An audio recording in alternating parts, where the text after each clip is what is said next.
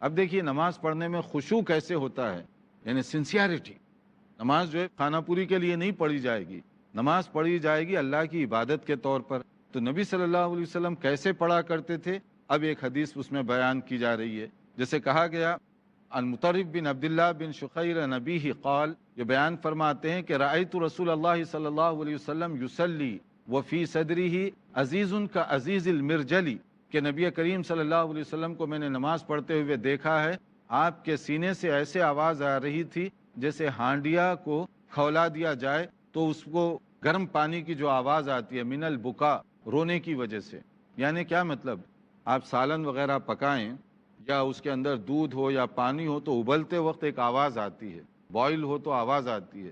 نبی کریم صلی اللہ علیہ وسلم کی سینے سے اس طرح کی آواز آتی تھی جب قرآن مجید کی کوئی آیات سے گزرتے، یعنی اثر ہوتا تھا، عذاب کی آیت سے گزرتے، پناہ مانگتے اپنے لیے، اپنی امت کے لیے، نعمت اور اچھی اس سے گزرتے، اپنے لیے اور اپنی امت کے لیے طلب فرمایا کرتے تھے۔ ایک انداز ہوتا خشوع اور خضوع کا۔ یہ کیفیت اس وقت ہوتی ہے جب آدمی تلاوت سمجھ کر کرے اور وہ خشوع کے ساتھ ٹھہرے، ورنہ صرف جو ہے خانہ پوری کے لیے کرے گا تو وہ لطف نہیں آئے گا۔